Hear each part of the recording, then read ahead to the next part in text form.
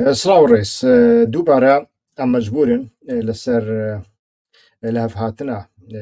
سێ وڵاتên گرنگ لە ڕۆژهەڵاتە ناوین ku pirzgirêka wanî Kurd kêm ta zêde heye biaxivin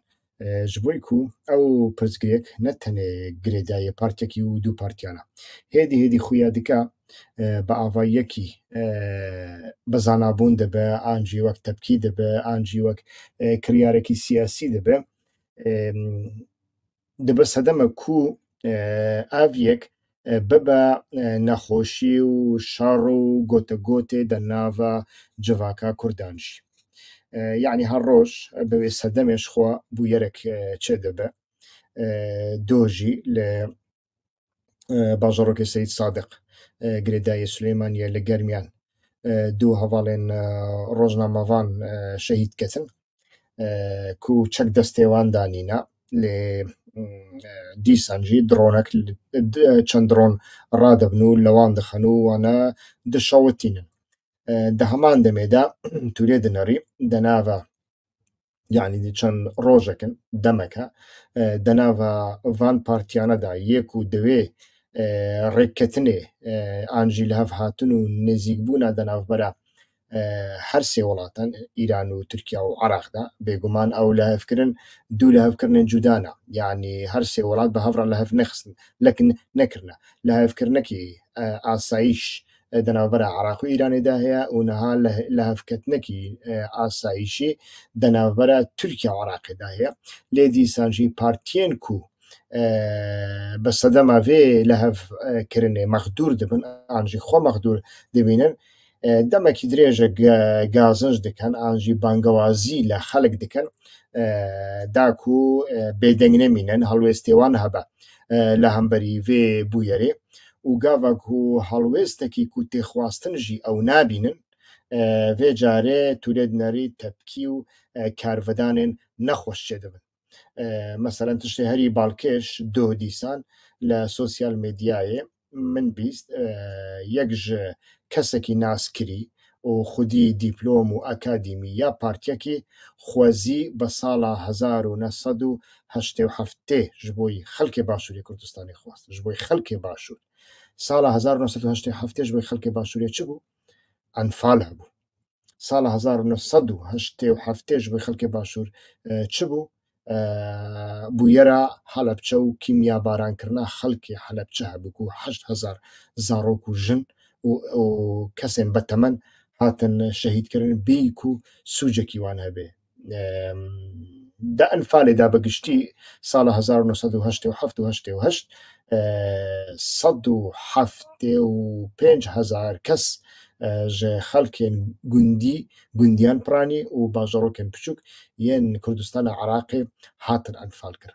û hêjî heta îro jî cenazeya hinek kesan hestûyên hinek kesan nehatine dîtin ji bo ku li sehrayên li ser snûra Kuwêt û Iraqê hatibûn veşartin û ew bi grûp hatine veşartin tiştekî pir ecayîb e ku îro partiyekî siyasî xwezî bixwaze mirovên me vegerên wê serdemê yanî carek din xelkê Başûrê Kurdistanê bêqetilkirin bi destê Seddam an jî Seddam vegere bêguman gelek şirovên cuda ji bo vê yekê tên kirin ez ê werim ser wî lê wek min got mijar ev e ev yek dibe ku bibe sedemek ku partiyên siyasî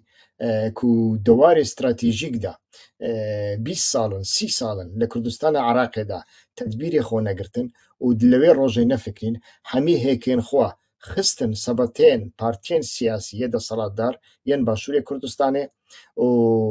Başûrê Kurdistanê ji xwe re kiribûn herêmekî lojîstîk û herêmekî îsrahetê herêmekî razanê û bi rastî jî 30 sal bû li wir razan û ew partî jî mirov dikare bi rehetî û bi eşkera bibêje û bi bêtiraz bibêje ew partî jî tekiliyekî wan bi xelkê Başûrê Kurdistan jî re qet nebû hestek û sozekî wan ji bo nexweşiyên xelkê Başûrê Kurdistanê di vî 30 salî de qet nebû yani bereva jî vê yekê gava ku li Başûrê Kurdistanê xwenîşandanek li dijî deselatdariyê dihat kirin بە سەدەما دزیە دەبێ، بە سەدەما بێعەدالەتیە دەبێ، بە سەدەما کوشتنا ڕۆژنامە نوویسان دەبێ، بە سەدەما بنپێکردنا مافێ ژنان و چەوسەندنا ژنان دەبێ، پارتیان ڕاست و چەپ نەتەوەیی و دیموکرات یان بەشێن دنێ کوردستانê bi taybetî jî Kurdistana Îranê û Kurdistana Tirkiyeyê qet dengekî wan nebû. Heta hinek partî ji televizyonên xwe ji ragihandinên xwe di nava dîplomasiyên xwe gava ku kadîrekî wan ew naheqî qebûl nekiriba dengê xwe jî derxistiba ji ne tenê di nava saziyên xwe partiyê xwe derdixistin di heman demê de ew dikirin xaîn jî yanî xetekî sor li bin wan didan û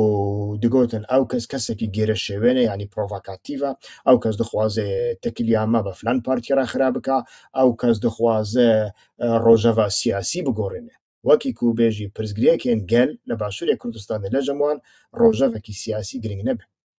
Loma jî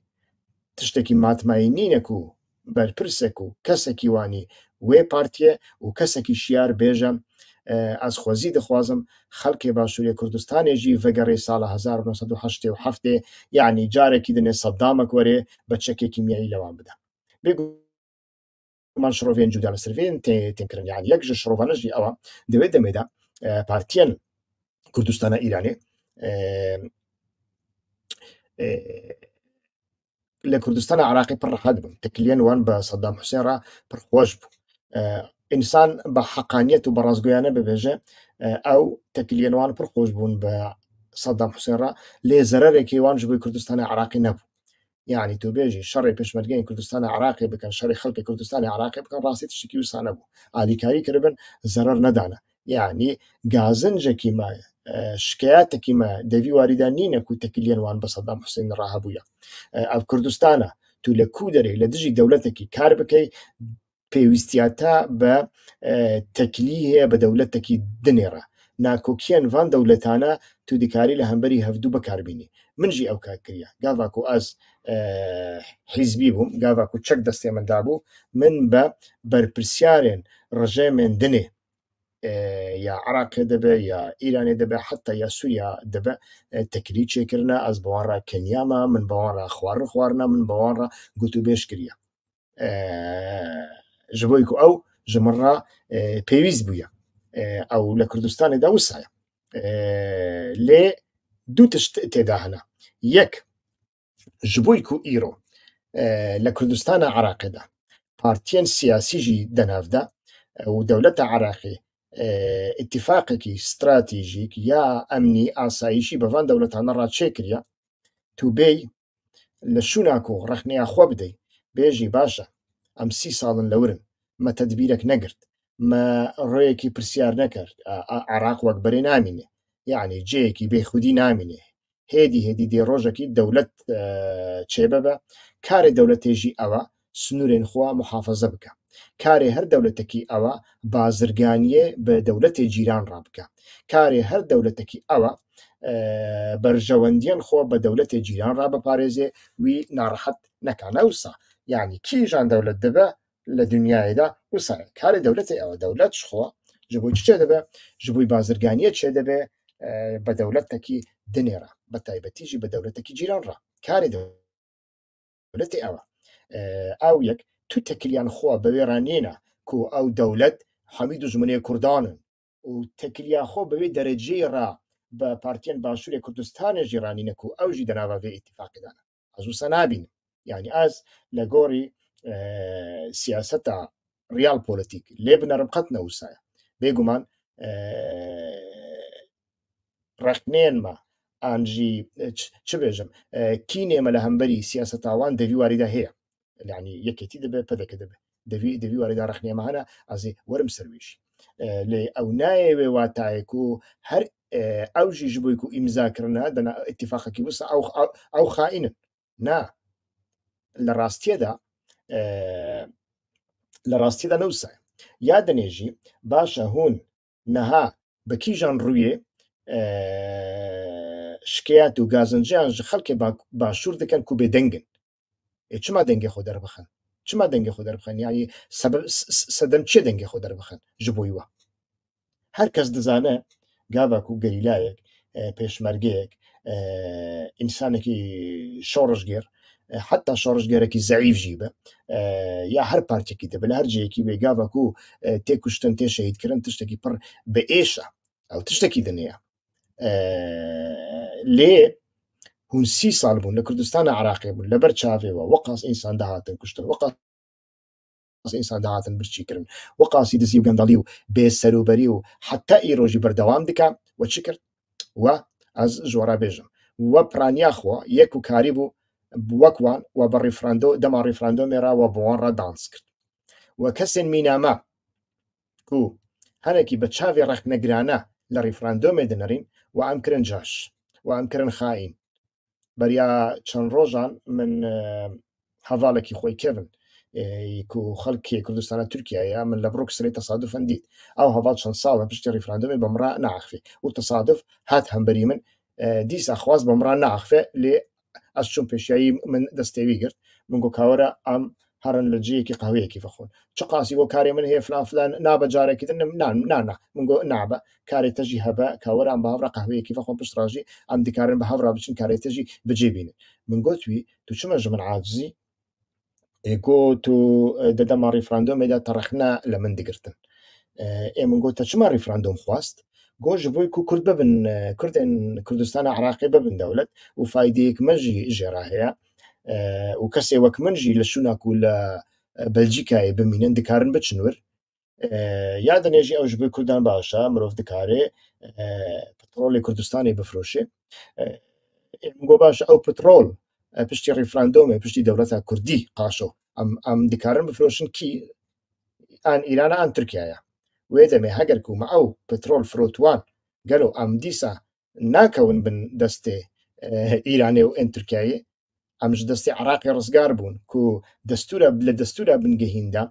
هەمی مافی کوردان قبول کردنا دەستورێکی ji بۆی وارین ئەتنیکی نەدەواری جوواکیدا لێ ji بۆی وارین ئەتنیکی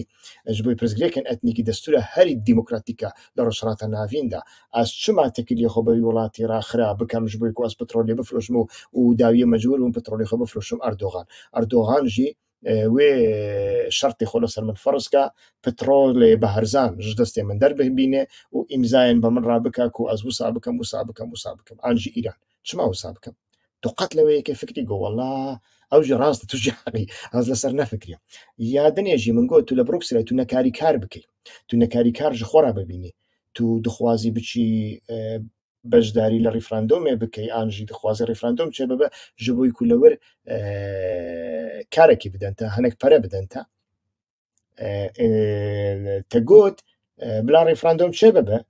عراق بە دیگەڕێڤە ناگەڕێ ئەزێ چەک هەڵگرم بچم کەرکووکێ تو چما ناچوی کەرکەوکەیتە چما چەک هەڵ نەکرد یانی ڤان تشتانە ji بۆی چ دەبێژم ji بۆی و هەلوێستێن بەرپرس و شۆڕژگێر و خەباتکار و کادرێن پارتیەن دنێن بەشێن کوردستانێ لە کوردستانە عراقی بدەم فامکردن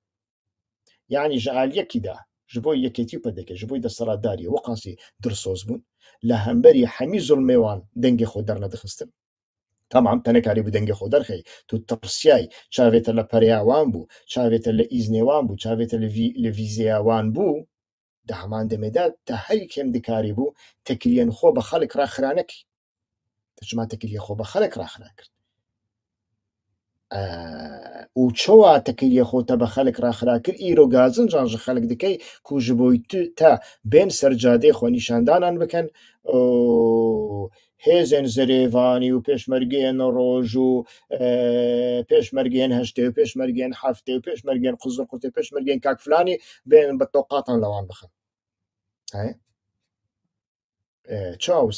چاو وسا دەبە ئەو یەک بەڕاستی پرزگرێکێن ئەخلاقی پڕپڕ مەزنن ji بۆی هەر بوو یەرەکی لۆمە ئەس دەبێژم ڕۆژنامەڤانتی کارێکی وسا هاسان نینە وەک پارتیزانێن پارتیان بەحەز دەکەن لە کەناڵان دەردەکەون و مینا قەرەچیان پۆستەچی تەنێ تشتێک و پارتی دەخوازە ببێژن خۆ تەنێ وەک مەخدوور نیشان دەدەن ڕۆژنامەڤانی ئەوە تو هەر بوو یەرەکی ئیرۆ چێ دەبێ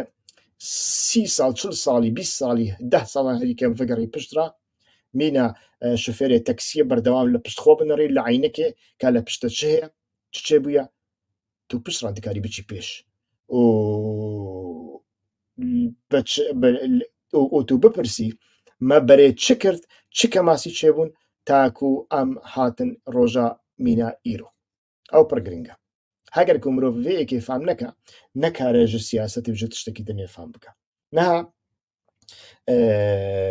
دوو ڕێک هەنا لە پێشیاتە نەها کوتە 30 ساڵ بەریانەها ئامادەکاریەوی نەکردە استراتیژیەکی تر نەبووە ئان تێ داخوازیە vê دەولەتی قبول بکەیت و ئەو دەولەتجی تدخێ ناوە کامپان بێگومان ئەو ڕاستیژی هەیە کامپ یعنی قەفەز کامپ یعنی حەبسخانە و دەوێت کامپێداژی یەک بەیەک داویدا تەنتیرۆرکردن ئەوژی هەیە مخابن یعنی دەولەتە عراقی گاواکو دەبێژە لە گۆڕی قانونێن ناودەوڵەتی گەرێک و سابە دەولەتە عراقی کەسێن و شەرتێن دەولەتە عراقی پێک بینن تەنە یەک ڕێک پیشیاوان هەیە دەکارن پەنابەرتیە قبول بکەن پەنابەرتی سیاسی عراقژی لە ناوە عراقی دەبێ ئاژی لە دەروێ عراقی دەبێ کامپەکی ژوان ڕاچێ دیکە و وانە تێن پاراستن ئانجی ناین پاراستن نەها مجاهدینێ خەلک لە باڵکان کامپەکی و سەژێرا چێکردنە پاراستنە لێ ئەو لە باڵکانە ئەو نەکارە زوو بزوو ڤەگەڕین ئیرانی تشتێکی وسا هەیە ji bo partiyendinê jî tiştekî wisa çê bikin ev yek ji wan rêkaniya rêkekî meqûla em jî tu şer bike yani hîsab ji kesî raneke şer bike wekî dinê nabe yani wekî dinê rêkek nîne millet jî nekare te xwedî derkevîne ha ez ji te ra çi bikim yani ya dinê gava ku Iraq û Îran û Tirkiye li hev kirine û partiyên dostê teydo yê Kurdî jî ya desaladdarê Kurdistana Iraqê îmzaya wan jî li bin heye millet çi bike yani tu çima nefretê li millet dikî û tu dixwazî ku vegerê sala 1987 ji bo ku milletê Başûrê Kurdistanê bê kîmyabaran kirin bê qetl û am kirin ku qet sûcekî wan nebûye ew pêşmerge jî nebûn ê ku hatine qetil kirin di nava Enfalçiyan di nava kesên Helepçê heta di nava Barzaniyan دوو کەسی نێزی ماڵباتە بارزانی و تاڵەبانی و نزانم کی و حەمەی حاجی مححمود و نزانم کی تو نابینی دەڤان ئەنفالاندا دەڤان کیمیا باراندا هاتە بن کوشتن یعنی گەلە کەس نزانن ئەو بارزانیان کو دە ساڵە 1970 هاتن ئەنفالکرێن ئەو نە ji ماڵباتە مەسعود بارزانی مەلا مستەفا بارزانینە کەس نزانن ئەف بارزانیان خورشیدینە ئەف بارزانی بەرێدا بەرێدا یعنی بەریە شەڕی عراق و ئیرانیدا حتا يعني لناوا بارزاندا طريقتك واني جدا بو جرا دغوتن خورشيدي او دمدا شري طريقتنا بو كردستان عراق شو شري طريقتها قادر يناقش بنديان حتى 6 صال بريانا هذا بيجندو 6 صال بريانا هاجي هبو نظام او تاريخ خاصي راست براستي جي ازگرک لیو نرم لیچو شرط طریقتیان قادری نقشبندی بو شرط نقشبندیان جیه بو مثلا شرط برادوستیان و بارزانیان لسر کردبون نبویا شرط وان لسر طریقتی بویا شرط دناوبر الشيخ احمد و شيخ رشيد اللولاني بویا هر کس خوا بسلوك طريقة دزاني شرط دناوبر وان دركت لنافا مالباتا بارز لنافا بارزانيان جدا يعني لناوا عشيرتين كوجرا دبيجن بارزاني انجي فدراسيون عشيرتي كوجرا دبيجن بارزاني خورشيدي هبون وبمالا بارزاني را لهف ندكر تداويدا او مجبور من برا فنج بارزان و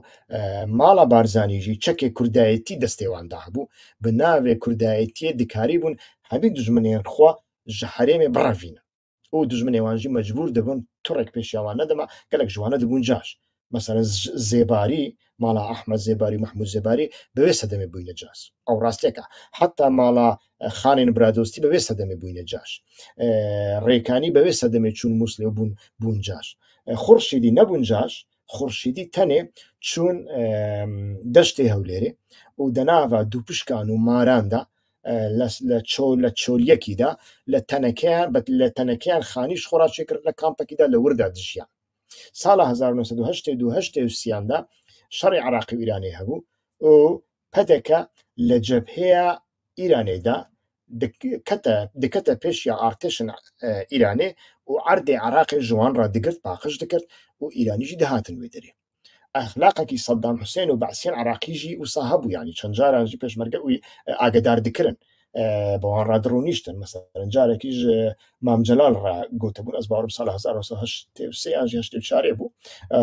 ڕێککەتنێکی بچووک چێ بوو دانوستاندن چێ بوو مام جەلال چوو بەغدایژی سەدام جارا گوتبوو ئیتر گوتبوو هەمی کوردستانی ئەم دەدەنەوە کەرکووکژی لە جادەیە خاسە ئەم خەتێکی دکشینن ئەو ئالی ژوەرە ئەو ئالیژی برا حکوومەتە عراقی و کوردجی دەناودا تێداڵن مام جەلال ئەویە قبول نەکرد و گاڤک و قبول نەکرد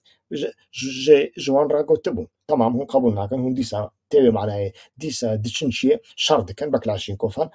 هەون دەکارن هەر ڕۆژ 100 عسکەریمە بکوژن ئەف شەڕە بەناو بەرامەدا ئەف دژمناتیامەیە قەت پرزگرێک نینە لێ گاڤک و هەون پاسدارێکی ئیرانی بینن کوردستانێ ئەمێ vê کوردستانێ بە پاسدار و بە پێشمەرگە و بە کوردستان و بە دار و بەرژی ئەمێ بشەوتینە لۆماژی گاڤک و پەدەکە پێشمەرگێن پەدەکە لە حەجی عمران و چۆمانێ بە ئیرانیان ڕا لە دژی عراقی شارکردن ئێدی سەدام حوسێن تشتێک دەستێویدا نەما ئەو بارزانیان خوڕشیدی ئێک و ژ دەستێ ماڵا بارزانی و تەریقەتێ ڕەڤیابوون چۆبوون خوشتە پێ ئەو گرتن هەمی قەتل عامکردن و ئەنفالکردن یعنی هەڤاڵێ منی شۆڕژگێر تو چما دیسا خۆزیە دەخوازێ ئەف سەردەم بکەوی سەرێمە ji بۆی ku em bêdengin li hemberî îtîfaqa di navbera Iraqê û Îranê mam çi bikin ku dostên we partiyên desthilatdarê Kurd jî îmza kirin mam çi bikin yani sûcê me têda çi ye tu dixwazî yani vegerî wê serdemê em bên enfal kirin tu jî bi îznê Seddam bi erebiyan zert û virt bikey li Bexdayê werî Kurdistanê û li Kurdistanê biçî Bexdayê ne wisa yani ew exlaq ew برژەوەندی دەناڤە ئەلیتە سیاسیدا بەڕاستی حتا نەهاژی مایە حتا نەهاژی مایە و ئەف gelek carne dibe sedem ku ew bexweşî zererê bibîn mesela mînak îroka wedît du hevalên rojnamevan keç şehîd bûn ez bawerim hûn wan dibînin ne wisa berê hûn wan dibînin li Seyid Sadeq dronê Tirkiye lêxistin û saziya qaşo dije tîror ya girêdayê pedekê di destpêkê de got wela sê çekdarên PKK hatin kuştin paşa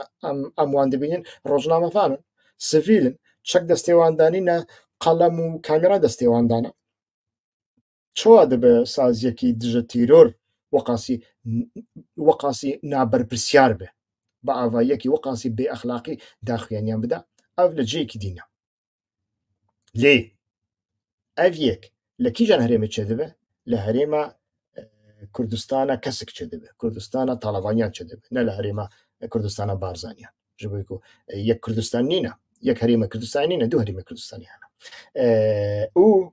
helwesta PKK devî warîda çi ye an jî helwesta bizava Bakur devî warîda çi ye çawa ye haşo hemî ajan û sîxor tenê li herêma pedekê ne baş e kî îxbarî li wan du keçikên genc kir gava ku li mala xwe li ofîsa xwe derketine swarî erebeyekî bûne çûne Seyid Sadeq çi îxbarî li wan kirt ew casûs li ku bû bêguman ew casûs li herêma yekêtî ye gelo yekêtî her casûsek ku li wir casûstiyê bike nikare zûtir bibîne sedî sed dikare bibîne kes nekare min iqna bike heger mirovek li herêma yekêtî an li herêma pedekê casûstî kir yekêtî û pedekê nizanin dizanin dibe ku bigirin piştra dibe ku jî negirin bûyerê nûsa çêbûne kesên ku deniz kuştin li Hewlêrê ew li bîroya Kongreya Netewî Kurdistan bû Deniz Bulbûn bû ez bawerim navên wî kesê ku ew şehîd kirin girtin pedekê û niha jî di hepsê de ne niha jî di hepsê de ne tiştê ku ez dizanim îtiraf jî kirine û ew îtirafa wan jî ketiye nav notên dadweriyê de jî yani heger ku zextekî pir mezin nebe ya Tirkiyeyê û ya Bexdayê divê ku dadweriya herêma Kurdistanê wane mehkûm bike bi heta îdamê ji bo ku sîxurtî kirine û qetil kirine li Silêmaniyê jî nikarin wane bigirin li gorî min wane dikarin bigirin çima wane nagirin ji bo ku ew bizavên Bakurên Kurdistanê û Rojava û li gorî wan ez dibêjim Kurdistana Îranê Kurdistana Iraqê de tekiliyê wan weqasî bêser û berin و سیاست ئەوان و قاسی بێسەروبەرە و لە هەمبەری ئەندامێن خۆ وە قاسی بەرپرسیارن ji بۆی ku min berê da jî gotiye partiyên Rojhilata navîn ya Kurdan dibin ya Ereban dibin ya İraniyan dibin ya Tirkiye dibin partiyên xwînê ne hez dikin xwîn ji wan bê heger ku xwîn ji endamekî wan hat hem dikarin kesên rexnegir zimanê wan bibirin wan ê bêdeng bikin bêjin bê namûz bê şeref me xwîn em xwîn didin me xwîn de tu çî devê xwe vedikey rexneyan le me digrî muqeddes bûnan me teqdîs bûna me rex nedikey dixê jêr pirsyara siyasetê me rex nedikey hem jî dixwazin malbatê wan bixwe girê bidin partiyên siyasî li Rojhilata navîn gava ku şehîdekî didin diçin taziye rast e diçin taziye malbatê dibêjin serê wesa be lê roja ku fam kirin hîs kirin ku ji vê malbatê tiştek dernakeve carek din naçin vê malê bi hezaran şehîdan nas dikim şehîdên hemî partiyan ê hemû beşan nas dikim ku tekiliyê partiye qet bi wan re nîne loma jî partiyên Kurdistana Iraqê sala 1991 gava ku hatin Kurdistanê çend tiştên xirab kirin mesela ew dibêjin mihawîleya karebayê ew ê ku karoba elektrîk li nava mihelleyekî de dabeş dike nizanim bi Tirkî çi jera dibêjin bi erebî dibêjin mihawîle ew mihawîlên karebayî hebûn kareba dabeş dikirin gava ku Seddam li ser desthilatdariyê û pêşmerge bi şevê de hatin ew mihawîle diteqandin an jî teremelê dikirin ji bo jî teremelê dikirin digotin çima kareba hebe bila em zererê bidin hikûmetê hikûmet jî fotoğrafê wî dikişan ji dunyaya re nîşan dida û digot lê binirin wana terorîst in ji bo ku ew dixwazin kareba li ser me qut bikin sala 1991 gava ku desthilatata Seddam li ser herêma Kurdistanê nema û ew vegeriyan çi kirin ew mihawîlên karebayê vê carê parça parça kirin firotin Îranê bi telê wan bi kablê wan bi hesinê wan firotin Îranê çi din kirin derbarê şehîdan çûn malbata şehîdan gotin heger ku hûn bey'et bidin me hetayê be me rabin em ê pere bidin wan em ê erz bidin wan çima ez dibêjim wisa gotin li hemberî wê erdanê ji bo ku şehîdên ku bey'a nedan ne erdanê ne peredanê û ne ew tayîn kirin tenê ku ê bey'a dan ê ku mîna meymûnan ji partiya re reqisîn dan wan û gendaliya Başûrê Kurdistanê needaletiya Başûrê Kurdistanê û têkçûna exlaq û zihniyeta şorijgerî ne piştî 91 dest pê dike beriya 91 dest pê dike wek min got beriya 91 ew dihatin ew sentralên karobayê ew mihawîlên karobayê diteqandin û piştî 91 parça parça kirin û firotin Îranê û piştî 91 hatin gotin وقا şehîdê me hene tiştekî pir baş e em dikarin bifroşin kesên rexnegir û kesên ku nebe me rane partiyên dinê jî ê ku şehîdê wan kimin heta ew jî digotin şehîdê we kêm in şehîdê me zêde ne ka çi qas şehîdê ne ka çi qasî we xwîn rijandiye yani xwên xistibûn sebeteyekî ticaretê mirov dikarî ew rexne li hemî partiyên Rojhilata navîn bike bi qasî ku hinek partî ew diyar de hêjî bi temametî jê derneketine mirov nekarê bêje niha partiyên Kurdistana Tirkiye û Kurdistana Îranê jî wisa kirine li hemberî şehîdên xwe lê em dibêjin têrwanîna partiyên siyasî li şehîdan ew e ya Rojhilata navîn hemû û dewir de ferq û cudayek nîne çima ez vê yekê dibêjim ji bo ku ez dipirsim gava ku gelo tekiliyên te wisa be partiyekî tu çê dikey li Kurdistana Iraqê navî tevger û ji wê tevgerê re tevger gerek partiyek be li Kurdistana Iraqê siyaset bike wisa karê partiye çi siyaset bike karê partiye çi ye muhalefetê bike yani opozisyon be li hemberî kî li hemberî desthilatdariyê desthilatdar kî li Kurdistana Iraqê yeneke û pedekene çima muhalefetê bikin ti dikarin bibêjin mesela heger ku ew partî bixwe jî nizanin tiştekî bibêjin dikarin li devê millet binirin millet çi dibêje millet dibêje bimre diz şerîkê diz kî ye li gorî wan pedekê ye ji bo ku pedeke partiya herî desthilatdariya serokê herêmê destê wî daye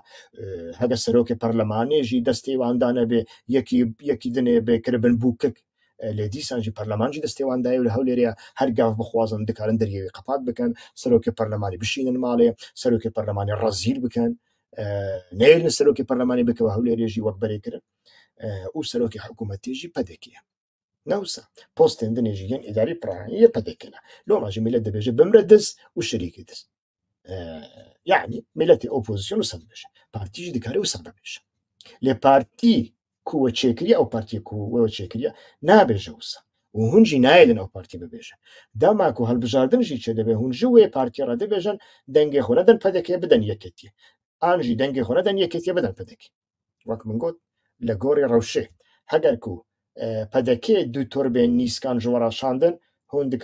دبن ئالیگرێ پەدەکێ ڕۆژنامەڤانên ku pedekê rexne dikin dibêjin filan advokat revandiye hûn wî dikin ajan hûn wî dikin provokatif û hûn ji partiya xwe re dibêjin dengê xwe bidin wê heger ku newsa bû hûn dibêjin dengê xwe bidin yekî lê ew şehîdbûna weqas însanan li Sulêmaniyê nîşan dida ku li wirda jî ajan û casûsên mîtê hene û desthilatdariya wê derê jî yek bêyek wan de nas dikin û denav wane de berpirsiyariyan yekêtiye û partiyên dinê jî hene yek û dostaniyên we jî dikin çima wisa ye ji bo ku sîstema kurdayetî sîstemekî weqasî gendala û min got gendaliya wî ji birê de çavkanî digire heta beriya 30 salî çavkanî xwe digire gava ku li çiye bûn çavkaniya xwe digire û ew gendalî wisa dike ku însan armancekî wan tenê li siyasetê de hebe ne tenê partî şexsiyet jî yek armanca wan di siyasetê de heye ew jî zengînbûna bibe xwedîkar bibe karsaz bibe xwedî kompanî kesekî ku bibe xwedî kompanî gerek çi be gerek tekiliye wî bi Îranê Tirkiyeyê re pir xweş be bi taybetî jî Tirkiye ji bo ku tîcaret hatî çûna Ewropayê û anîna madiyan û firotina madiyan piranî li rêka Tirkiyeyê tê kesekî ku bixwaze ticaretê bike yeketî dibe pedeke dibe dostê PKK dibe anî jî dijminê wî dibe divê li rêka Tirkiyeyê bike mesele wisa ye yani li wir de pêwîstiya te bi ticaretê dibe tu çi dikî li şûna ku tedbîrên xwe werbigirî hîsabekî ji wan rojane rabikî diçî kîjan partî slavekî bidê te dikey dostên xwe çawa li Ewropayê kîjan başûrî an rojhilatî slavekî didê wan dikin endamê kenekê bê ku bifikirin ew kî ye faydeya wî çi ye dikare çi bike ji bo ku armanc ne ewa li Kurdistana Iraqê de jî aynî wisa dikin û di wir de tu lê dinerî bûyerekî karasatekî wisa çêdibe her dû sê rojan carekî dû sê keçikên gênc bi wî rengî bi avayekî pir trajîdîk şehîd dibin yanî di devir de em dikarin tenê Tirkiye û pedekê rexne bikin bêguman Tirkiye û pedekê em rexne dikin lê di wir de qet kemasiyê we têda nîne qet berpirsyarê we têda nîne hûn qet deriz ji wir wernagirin yanî mirov ji vê yekê fehm nake niha wek min got li vê derê de tenê çareseriya te dû tiştin ne ew ku tu tekiliyên xwe bi her kesî re çêbikeyî her siyasiyekî re çêbikî her siyasiyek li wir wek min got berjewendiyên wî hene ên ku desthilatdar ên ku xeyrî desthilatdar û piranî berjewendiyên wan û tekiliyên wan bi Tirkiye re hene dibe ku tekiliye navbera şexsê bafêl û mîtê an jî desthilatdariya dewleta Tirkiye nebe an jî kêm be an jî rastewxwe nebe an jî negihîjbin îtîfaqekî lê di nava yekêtiya bi hezaran kes hene ku devî warî de tekiliyên wan hene ya dinê eşîret ew eşîretên ser sinûr ew eşîretên ku mirdariyan dikin pezê xwe tînin ser sinûr ew grûpên ku dişin çiyê yani ji bo bi navê em bêjin bi navê hobî bi navê spor dişin ser çiyê li ser sinûran dibêjim li herêmên ku gerîla têda hene di nav wane de hemî ew tekilî hene mumkin nîne yanî mît wisa rûnenîştiye armanca mîtê ew e ku bi rastî jî li wê herêmê yanî li dêrekê heta digêje qendîlê herêmekî wisa ava bike ez bi xwe divê baweriyê danînim ku Iraq jî vê yekê sedî sed bixwaze lê hikûmeta Sûdanî hikûmetekî pir lawaz û zeîf e û hikûmeteke lebendê ye ku di hilbijartinên pêşî de carek din werê ser desthilatdariyê her hikûmetek bixwazî werê ser desthilatdariyê divê tekiliyekî wî بتركيا وإيران وأمريكا وقطر وإمارات وسعودية راهبة أو راستيكا ياد نجي مسألة عافية مسألة كي بربر شار نسازة جبر العراق يعني آفا تركيا نبى براستي عراق رزيل دبا وعراق نكاره نها بروجين استراتيجيك بيش بخا هولير بآفا سليماني بآفا بروجين استراتيجيك نينا والعراق داجي وقت من قول سياسة بويا دزي بويا خوزنجين كرن حتى كسنكو بنافن جواكا مدني دشن ناف سياسته كسنكو بنافي محالفتي دشن ناف سياسته آرمان جور دا زنجين بونا فرانيا خوصيا لكردستان عراقي دا كسك كيكو سياسته بك مجبور دبا دفيري كده درباز دبا مجبور دكن كيم حتى انجي زيدا هەگەر کو کەسێکی مەجبور ژی نەبە وی بەکارتینن بە ئاڤاییەکی دنێ وی بەکارتینن لۆ ماژی هەر کەسێک کو هات لە شووناک و تەکلیەتە بە خەڵک ڕاهەبێ لە شووناک و باندۆرێکی تە لەسەر خەڵک هەبێ هەست و سۆزێکی خەڵک بەتەڕابێ لە شووناک و تو سیاسەتێکی ڕاست بکەی من لێ نەڕی سیاسەتێوان شەوایە پارتی چێ دەکەن وسایە سیاسەتێوان ئەوە یعنی تەکلیەکیوان بە خەڵک ڕانینە بە جیرانی خۆرانن تەکلیەوان بە ماڵباتە شەهیدی خۆرانینە تەنێ ئەو شەهیدێن و ماڵباتێوان پشتی شەهادەتە شەهید بەیعەت دەدا و دیسا بەوان ڕا کار دکات تەکلی هەنا ئەو ڕاستیەک ئەڵحەوی پارتی وسانە پارتیان دەسەڵاتدار پارتیان غێری دەسەڵاتدار پارتیان کوردستان عراقی پارتیان کوردستان ئیرانی تورکیایش وسان ئەو ڕاستیەکە یعنی و پارتی لە ڕۆژهەڵاتە ناوین لەو ماژی ئەس دەبێژم پارتیان ڕۆژهەڵاتە ناوین پارتیان بە پزگرێکن حتى ناوێن گواردن چێ بە دەبەرژەوەندیە پارتیە داشی و گاواکو دەبن دەسەڵات دارژی وسایە لە ڕۆژهەڵاتە ناوین هەمی وسایە مەسەن لێ بنرە ئاک پارتی نها ئاک پارتی ji بۆی بەرژەوەندیە خۆشی نەکارە سیاسەتێکی وسا بکە میناک لە هەڵبژاردنێدا سەر بکەوێ ji بۆی ku کاندیداکو لە هەمبەری ئێکرەم ئیمامۆغلو لە ئیستانبولێ دەردەخا ناخوازێ کاندیدێکی پڕ بەهێز بە ji بۆی چ ji بۆی ku کاندیدێکی بەهێز یا AKP هەگەر ku لە ئیستانبولی سەر بکەوێ دەمێ پێش احتیمالە تەحەدایی ئەردۆغان بکە هەر کاندیدێک لە ئیستانبولی سەر دەکەوێ پشتڕا دەبە سەرۆک کۆمار ئەردۆغانجی دەنابدە ئەردۆغان بەریاکو ببە سەرۆک کۆمار حتا بە سەرۆک وەزیر بوو سەرۆک شارەوانیە ئیستانبول لەوەردا قازانج کرد و پشتڕا بووەوی ئێنەها ئەردۆغان چۆوە دکارێ کەسێکی بینێ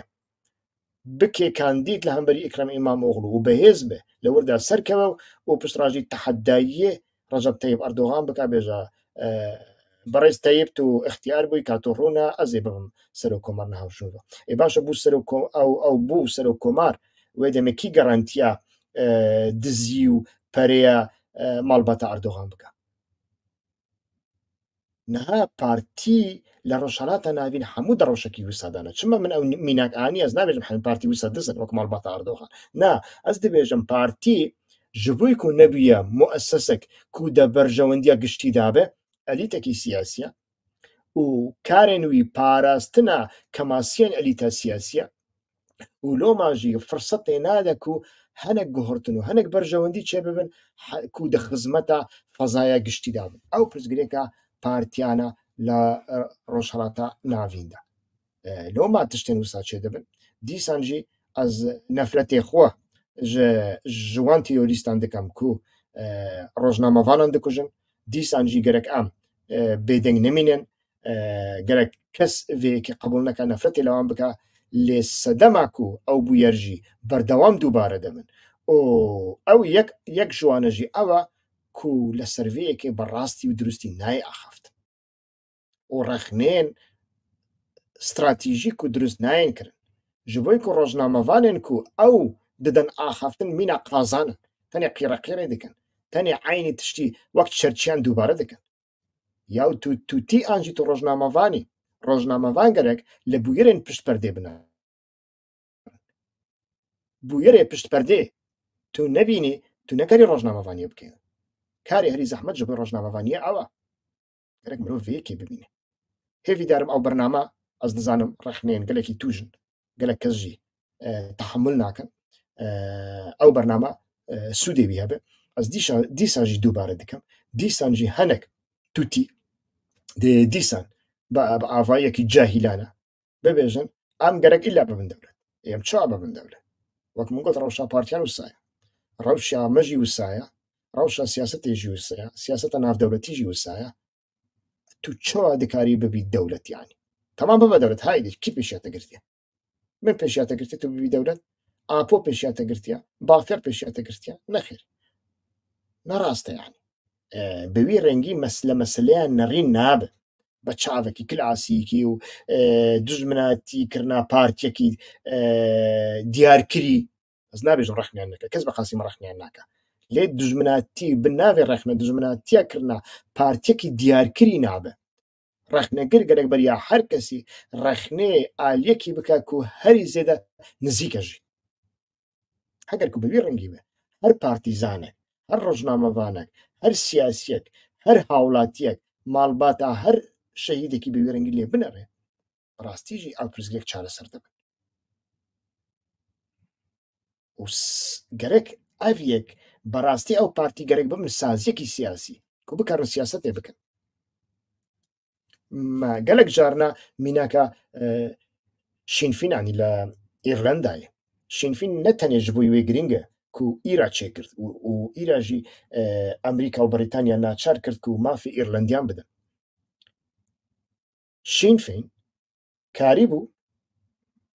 سازیەکی سڤیل بێ و سازیەکی مەشروع بێ یعنی بە دەنگێن خەڵکێن خەلکیە بێسەردە سەڵاتداری نوێنەرتیاوان بکە و ئالی هەمی دنیای بێ قبول کرد ژووری سڤیلە و حرەکەتە سیاسی ئیراژی دەرکەت داویە دەرکەت هۆلێ و گرێدایە شینفینە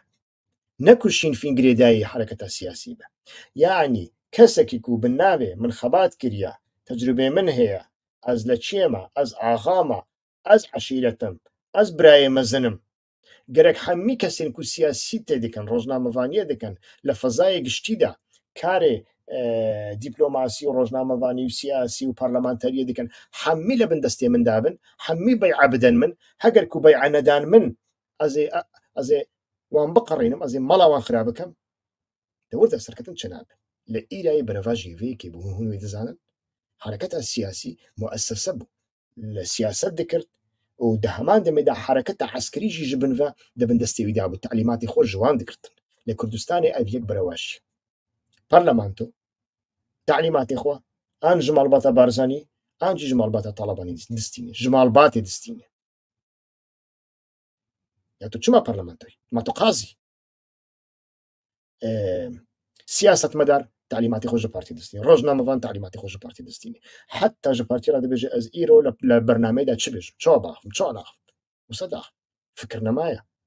سیاست نەمایە ئیرادە نەمایە و دەوردا چۆ سیاست پێش دەکەوێت دە ڕەوشێکی وسادا چۆ تو دکاری لە هەمبەری ئیتیفاقەوان سێ دەوڵەتانە خۆ بگرێ چۆ تو دکاری خۆ بگرێ ئەو تش بەڕاستیژی پزگێکەکەی پڕ زەحمەتە ئەز نابێژم ئەو جواب لەجە منژی هەیە لێ گەرەک دەبژێ عادەتێ بەردن هون 30 ساڵە دڕازێن خەلەتیان دەکەن شاشەتیان دەکەن ئیرۆک و گاواک و ئەم ڕەخنە دەکەن دەبێژن خەلەتیە مەزنتر نەکەن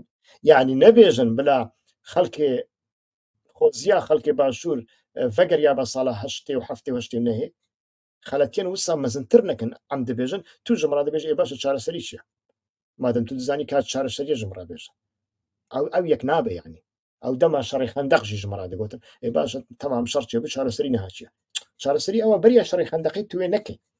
یان دەما ڕیفراندۆمێ ڕیفراندۆم چێ بوو ڕۆژێک پشتیوی هەمی ڕەڤیان ئەو گوت ئەو خاینە ئەوژی گوت ئەو خاینە و پشت ڕاژی ژمەرا دەگوتن ئێ باشە چارەسەری چییە چارەسەری ئەو بوو تو بەریا ڕیفراندۆمێ لەسەر وێ دیڕاسە بکەی لەسەر وێ بخوێنی لەسەر وێ سەعی بکەی نەتەنێ دەناوا شکەفتان و دەناوا چار دیواراندا بریارین سیاسی بدەیت لۆمە ئێرلندا بزاوێکی سەرکەتیە و بزاوێکی مۆدێلە میناکە ji بوویوە هێویدارم هون لەسەر حرەکەتە ئێرلندا بە سیاسی و عسکەریڤە هەنێکی لێکۆلین بکەن وێ دەمێ هون دزانن و وە بەرێ چ کریە و نەها چارەسەری چیە نەها چارەسەری ئەوە ئەو سیاسەتی هەگەر و هون نەکارن ببەشین بەڕاستی نەکارن خۆشی مەنتالیتەیە پارتیان ڕۆژهاتان ناوین بە تەمامەتی داببڕن وێ دەمێ مەیدانێ بهێلن ji بووی حرەکەتەکی دنێ نها لە کوردستانە ئیرانێ من لە بەرنمەیە پێش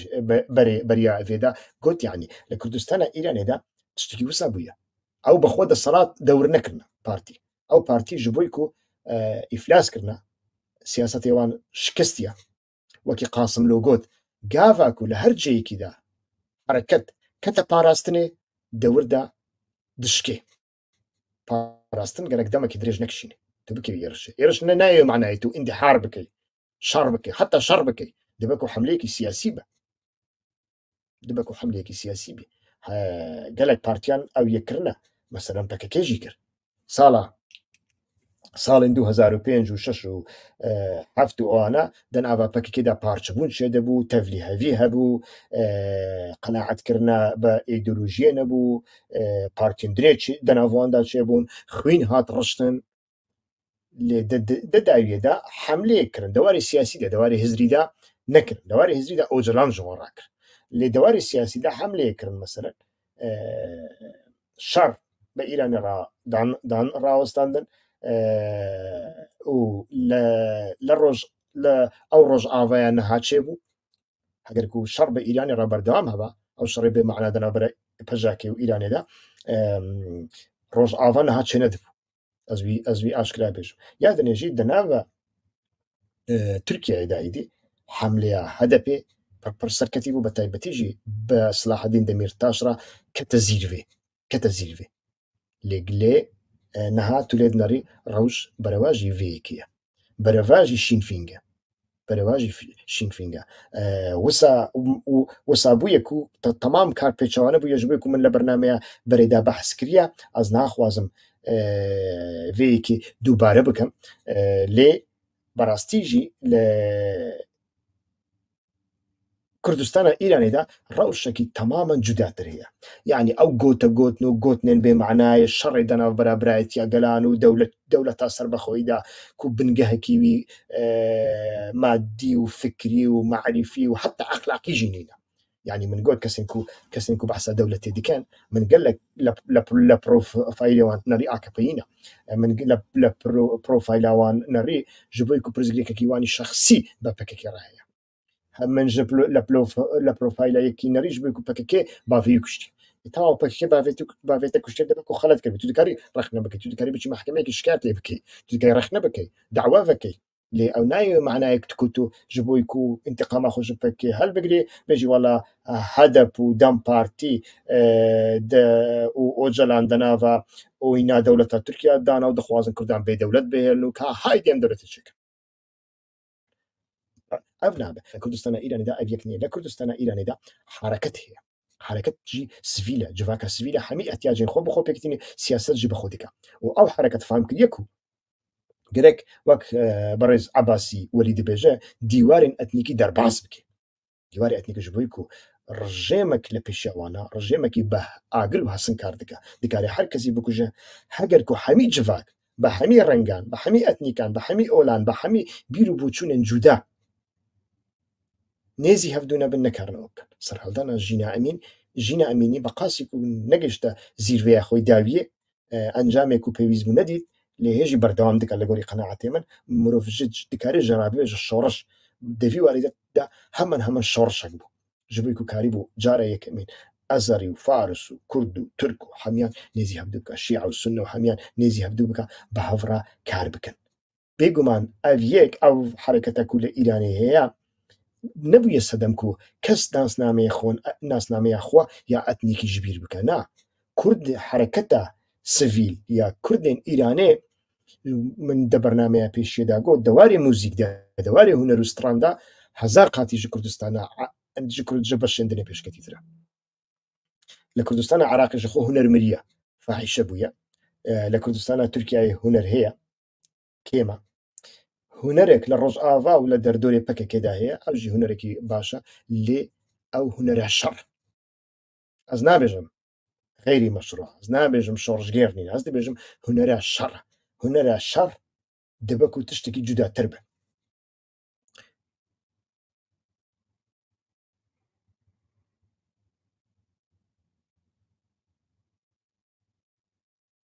مامۆستا بۆز ئەرسلان کو لە زانینگەها پاریسیدا دەرز دێ سۆسیۆلۆگێکی پڕ باشە لە گۆری من بەحساوەیەکێ دیکە دەبێت گەرەک کورد زۆربوونا کوردستانان وەک پرزگرێک نەبینن زۆربوونا کوردستانان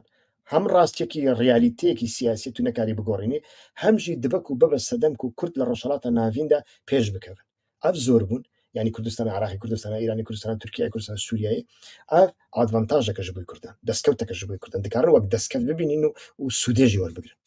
ژبێ کو دەکارن بەوێ ڕەنگی لە هەمێ ڕۆژهەڵاتە ناویندا بەڵاو ببن و سیاسەتی بکەن و باندۆرێوان لەسەر میلەتێن دنێ هەبن ئەبیەک یادنێ تشتێکی دنێ دەبێژی کورد گەرەک دەهەمی واراندا